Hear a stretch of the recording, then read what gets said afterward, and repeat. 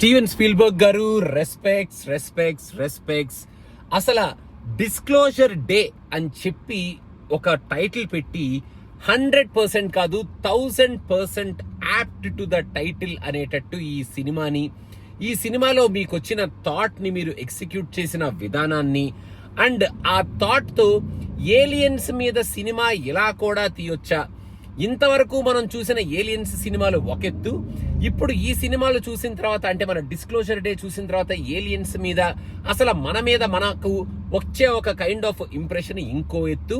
నేను డిస్క్లోజర్ ని ఇలా చూపిస్తాను, డిస్క్లోజర్ డేని ఇలాగా మీకు డిస్క్లోజ్ చేస్తాను, ఆ సీక్రెట్ ని, ఆ ఏలియన్స్ అనే కైండ్ ఆఫ్ కాన్సెప్ట్ ని అనేది మీరు ఫినామినల్ గా ఈ సినిమాలో చూపించారు.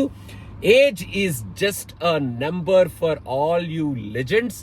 అసలు ఇలాంటి థాట్ మీకు వచ్చి ఆ థాట్ కి తగినట్టు ఒక ఇంట్రెస్టింగ్ స్టోరీని మనకి ప్రెజెంట్ చేసి ఆ స్టోరీని చాలా ఎంగేజింగ్ గా ఫస్ట్ నుంచి లాస్ట్ వరకు తీసుకురావడం మాత్రం it's not a joke.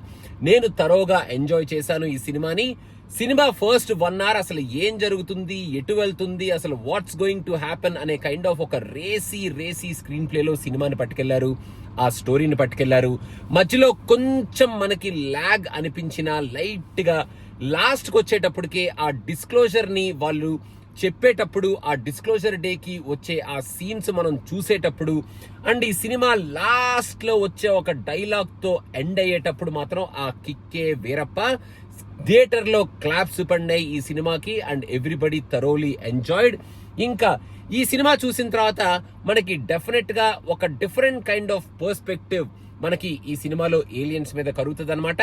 And మన మీద మనకు కూడా ఏంట్రా బాబు ఇప్పటి వరకు మనం ఏలియన్స్ అనుకుంటే అసలు యాక్చువల్ గా అదనమాట సంగతి అనేది మనం సినిమా చూసిన తర్వాత మనలో ఒక థాట్ ప్రొవోక్ అయ్యేటట్టు ఒక మంచి సెంటిమెంట్ ని మనకి అటాచ్ చేస్తూ ఈ సినిమాని మన స్పీల్బర్గ్ గారు ఫినామినల్ గా తీసి మనకి చూపించారు అన్నమాట. ఆ లెజెండ్ నుంచి ఇంకా చాలా సినిమాలు, ఇలాంటి సినిమాలు రావాలి, చూడాలి. డిస్క్లోజర్ డే డెఫినెట్ గా మీరు చూడాలి అనుకుంటే డెఫినెట్ గా మీరు ఎంజాయ్ చేస్తారు. మన స్పీల్బర్గ్ గారి కాన్సెప్ట్, స్పీల్బర్గ్ గారు చూపించాలనుకుంటున్న ఆ డిస్క్లోజర్ ని సూపర్బ్ గా చూపించారు. మీరు చూడాలి అనుకుంటే హ్యాపీగా వెళ్ళండి. అంతకుమించి ఈ సినిమా గురించి, స్టోరీ గురించి మనం ఎక్కువ మాట్లాడుకోవద్దు.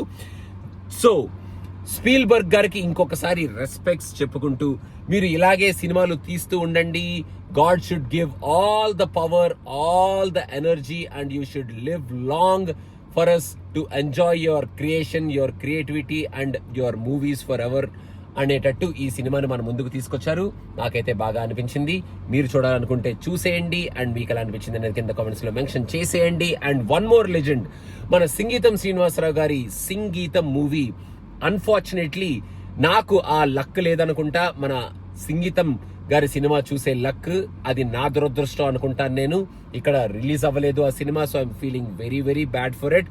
డెఫినెట్ గా ఎక్కడైనా సరే పక్క స్టేట్స్ లో ఉంటే ఈ వీకెండ్ లో సినిమా రివ్యూకి సంబంధం లేకుండా, రివ్యూలు ఎక్కడా పట్టించుకోకుండా నేను వెళ్ళి సింగీతం సినిమాని ఖచ్చితంగా చూస్తాను. I'm feeling very bad for not watching that legends movie, but I'm very happy that I was able to watch this legends movie మన స్పీల్బర్గ్ గారి సినిమాని చూసినందుకు. సో అదనమాట సంగతి guys. Thank you so much. Please do subscribe to cinema పిచ్చా. Obsession Me, the Let's Talk is coming very soon. Thank you. Bye.